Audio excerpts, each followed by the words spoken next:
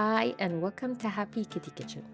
Today I'm making what I call in my household the ultimate beef shawarma because I finally configured the recipe that is most suitable to my palate. And if you're interested in watching and seeing if it's more suitable for your palate as well, follow along.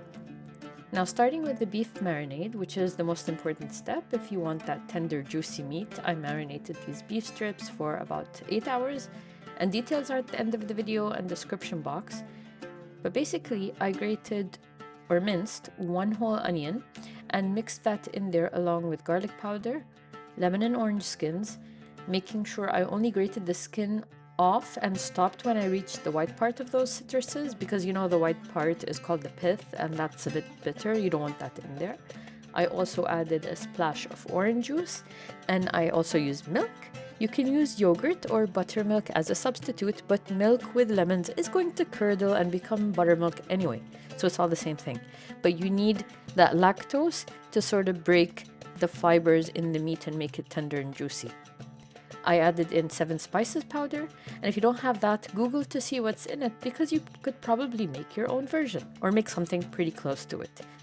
I also added in salt, black pepper, and some sumac powder. I want my beef to brown, so I separated it from the marinade, and I'm not throwing away the marinade because that is going to become our sauce, and there is some delicious stuff in there. You don't get rid of that.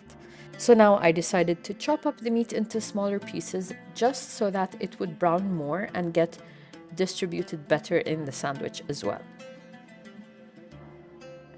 Now in a pan, I'm going to wait until my oil is hot. If you're wondering, I'm cooking with olive oil, but you cook with whatever you want. And then I'm going to drop in the pieces and make sure not to overcrowd the pan because then you'll get no browning, just a soupy, liquidy, gray meat mess. So that's why I'm cooking the meat in batches, then setting it aside. The brown bits at the bottom of the pan are flavor-packed beef juice.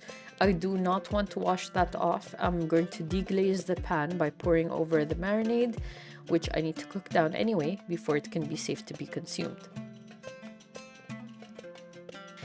It did seem like the marinade was not enough for me to deglaze the pan, so I added in more water because I would need a bit more liquid to deglaze the pan. And if you're not using a stainless steel pan, you might not face this issue at all, but I do, so that's what I have to deal with, and I'm okay with diluting it anyway. It's all right.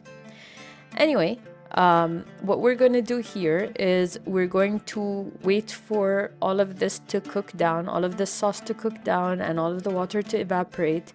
And then I'm adding in tahini paste or tahiniya, and I'm going to mix it all up.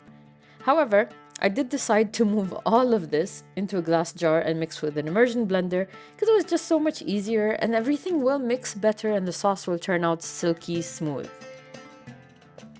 Now, I don't have exact measurements for the sauce. I would say follow your heart. I'm going to write them down anyway, but follow your heart as to how much to add from what.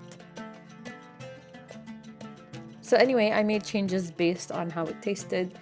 I did add a bit more tahini paste and a splash of lemon juice and a heaped spoon of yogurt until I was happy with the results. For the meat here, I gave it a try and saw that it needed a little pinch of salt more, so I sprinkled some on there and gave it all a mix. Remember, something that I repeat a lot in all of my videos, taste as you go. After all that hard work you're putting into your food, you want it to taste good. So next I'm working on the glaze that I'm going to smear on the outside of the sandwich. I add in about 1 tablespoon of pomegranate molasses and 1 tablespoon of olive oil and 1 teaspoon of pepper paste and mix them all up. To assemble the sandwich, smear the tahini paste on the inside, layer beef inside, then top with baby cucumber pickles and thinly sliced red onions and chopped parsley. You can put as much or as little as you want from whatever you want. Roll up the sandwich, then baste the outside of the sandwich with the sauce and stick it in the grill. If you don't have a grill, it's okay. You can do the step on a pan. You just want to lightly toast it to seal the sandwiches and get a bit of crispy exterior. Serve it with some fries or salad on the side, and that's it, you're done. To cut down this whole cooking process, you could always marinate the beef the night prior, cook it earlier in the day, cook the beef earlier in the day, and then assemble the sandwiches later into the same day.